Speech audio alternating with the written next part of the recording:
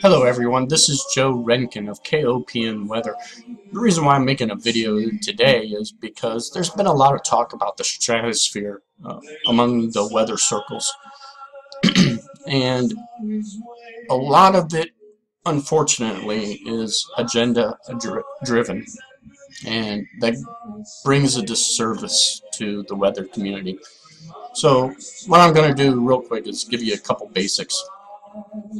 The stratosphere, as you can see, is the second layer of our atmosphere. It's above the troposphere, which a lot of us, y'all are more familiar with because it's where the clouds are, and it's the top level of commercial jetliners and etc. etc.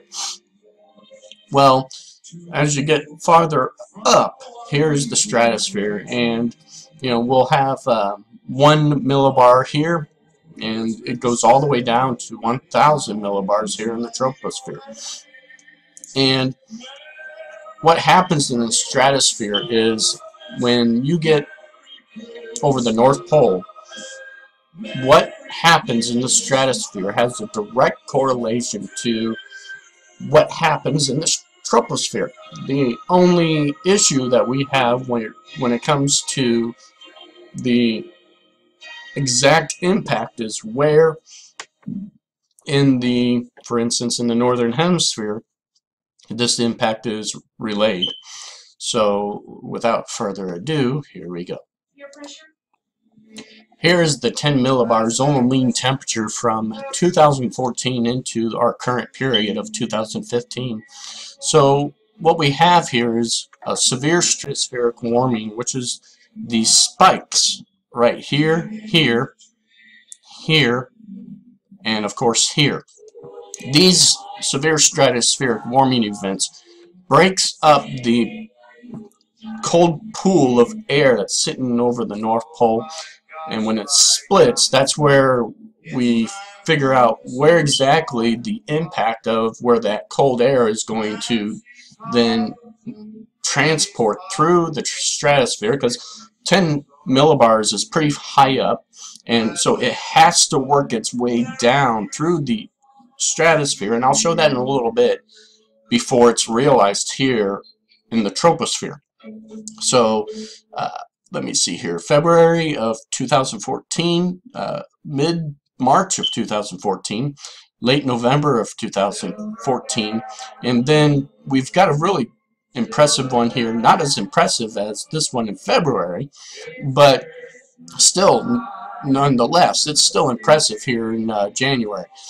And within 2.5 weeks of these stratospheric warming events, the troposphere feels that cold air if it gets transported correctly. Now, lately, when this one right here happened, we started seeing a couple people here and there talking about the severe stratospheric warming. And as you can see, that's really nothing. I mean, it's not that big of a deal. And here's a different look at it. And again, here's how I was discussing the pressure, because this is the pressure by time look of the atmosphere. Here we are, we've got the 10 millibar, and there's our little spike, and then our bigger spike right here, and as you can see, it went right back up. And as you can notice, how far deep into the atmosphere or into the stratosphere made a huge difference, because here it only stopped at 50, and that's nothing. Green really didn't do much warming at all. Here's another look.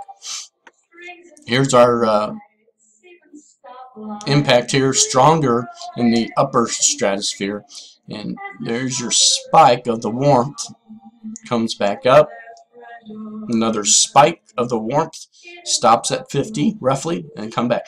And this area from this line out is the forecast.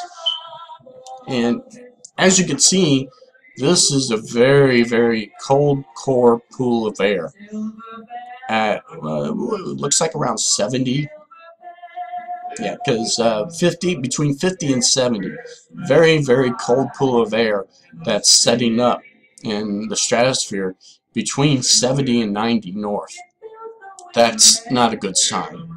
And here is the what we call Zero Zulu, which is basically the analysis of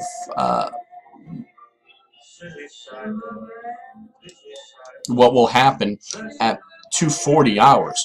Look how this core is very deep.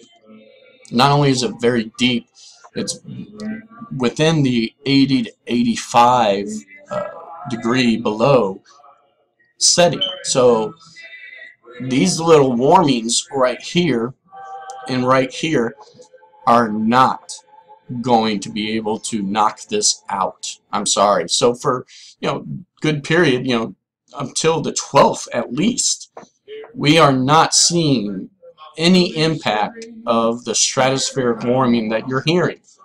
Whether they like it or not, it's just not happening. Going farther, as I stated earlier, there's a roughly 2.5 week lag between what happens in the stratosphere and how long it takes to get into the troposphere. So here is a perfect example.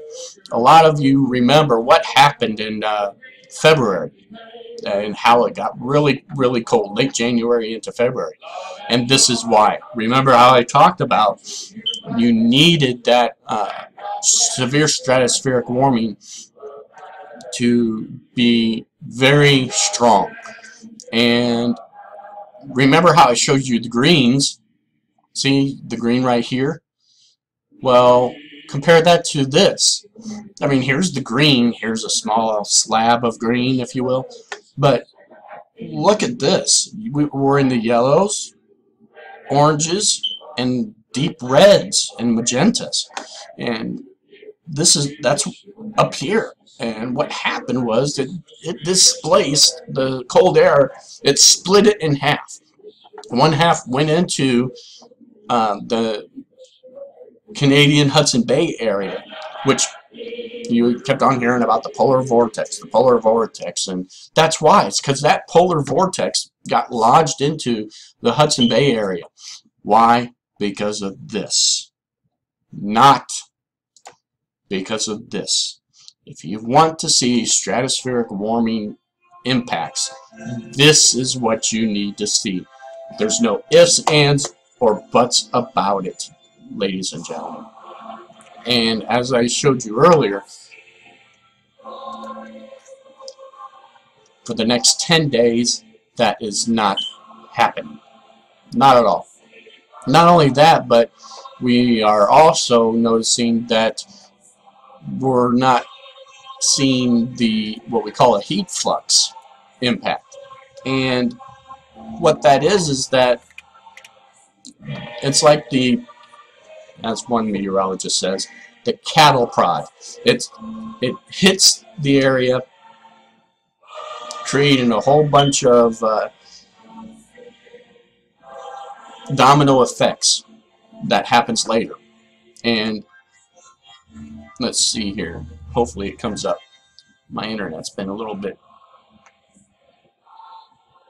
iffy. Good Lord. As you can tell. Darn it. But anyway, there's also no outlooks regarding the heat flux. That's the easiest way of putting it. And so when it comes to, oh, hey, here we go. Fine, good. So at 10 millibars, here's that heat flux that happened. But look what happened immediately after. I mean, it went right back down. And here, I mean, we get a small spike of a heat flux coming up in 10 days. But it's nothing to get all excited about, everyone. I mean, that's the easiest way of putting it. So there's no way around it. December is going to be warm.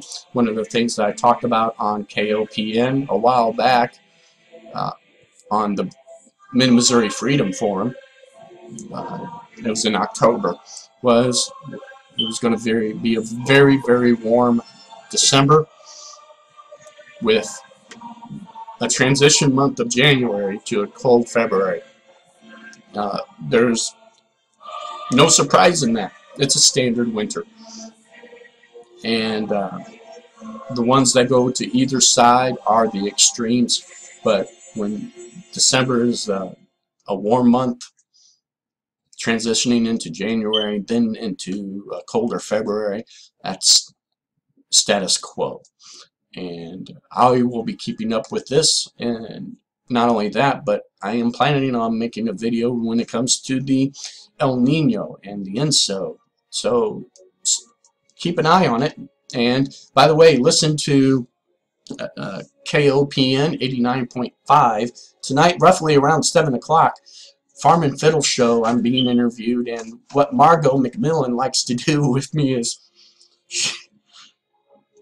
think about it, farm and fiddle. I hope you know where I'm going with this.